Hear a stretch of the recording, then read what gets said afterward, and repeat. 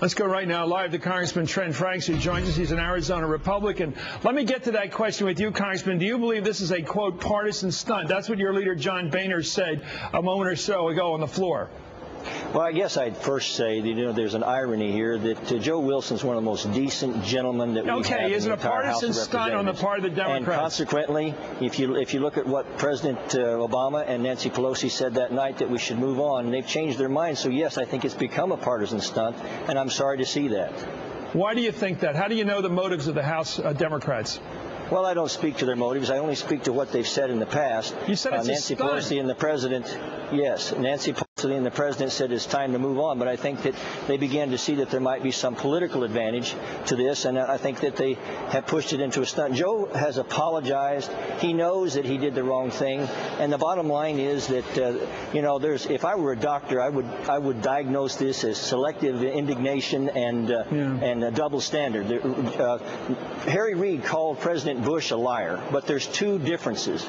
President Bush is a Republican, and Harry Reid has never apologized. So to somehow suggest that we're going to be restoring the reputation of the House by this vote, if we really want to restore the reputation of the House, we'll start voting for policies that reflect the great ideals that made America the greatest nation in the world. I respect you for being a member. I look up to anybody who's been elected to the House. Somebody once criticized me saying I look up to all politicians because I couldn't get elected. Boy, finally some blogger got it right. I do look up to you guys. So let me ask you this question. Was the affront by Joe Wilson, your colleague, your Republican colleague, against the House or the President? It's critical you answer this one way or the other. I truly believe that the affront was toward the president because he spoke to the president there, and he knows he did the wrong thing. But I have to say to you, Chris, if you examine the reality, the president's the first one to utter the word lie here, and Joe was sort of responding. It was only a minute earlier that the president had used that word and called a lot of us in the House really indirectly liars. And so the whole process has indeed been, like the president said, it's been coarsened.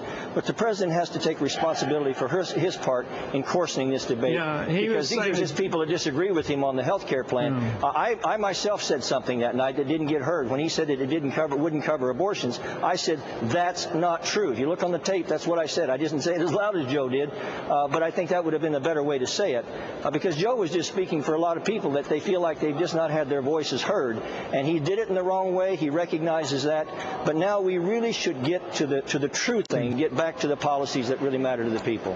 Let's listen to Steny Hoyer, the Democratic leader. Here he is making his case for this resolution. Stay tuned, Congressman. Okay. None of us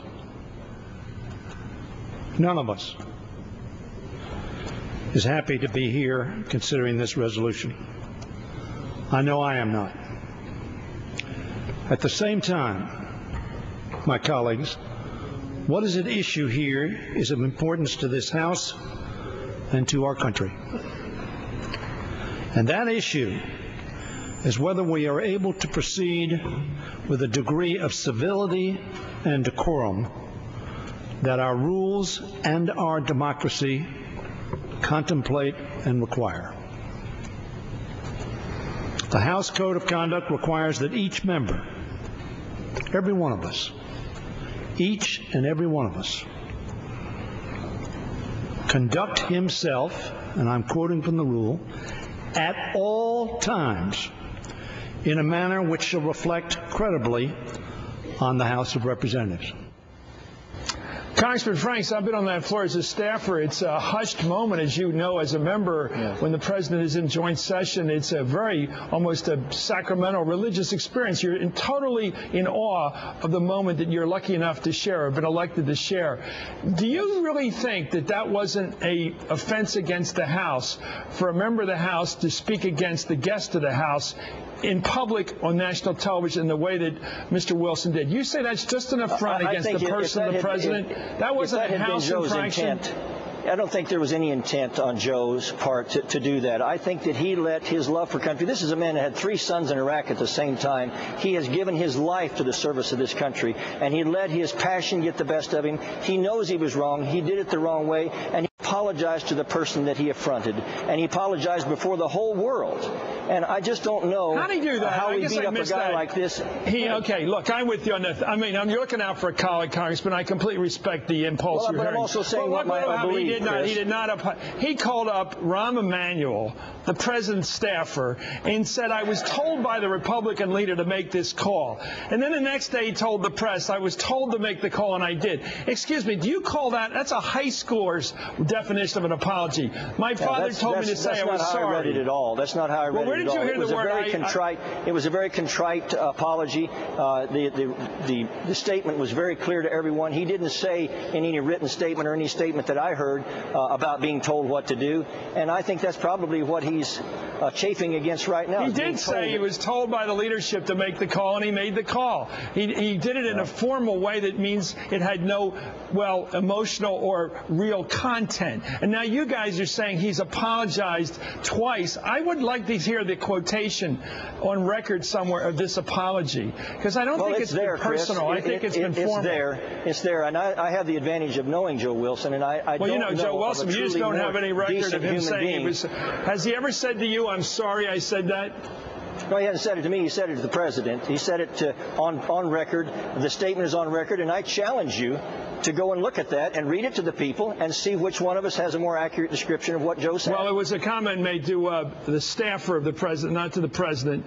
Let me ask you this. I don't what know do you if he think had about the cell phone of the president. You know, he called the White House. If the president would have taken the call, I'm sure he would have been more than happy to speak directly to the president.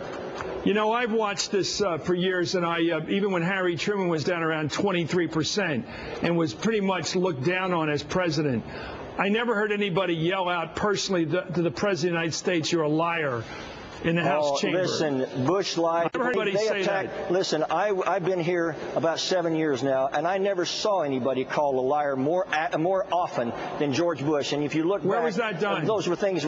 They may not have been during an address, but they booed him. If you're talking about keeping the decorum of the House, even the people that were applauding the president that night were breaking the rules. The fact is that Joe made a mistake, but I will tell you that this man's motivations in his heart are good and right for this country, and I wish we had about 434 more like him. I could go home and be with my babies. Well, you're a good colleague. Thank you for coming on. Congressman Trent Lott. Thank you. Not Trent Lott. Used to be a guy named Trent Lott. Trent Franks of Arizona. Thanks. Please come back again as often as you can, sir. Coming up, Chris. Several Republicans in Congress may be close to signing on to the Democrats' plan. Some people believe we're trying to find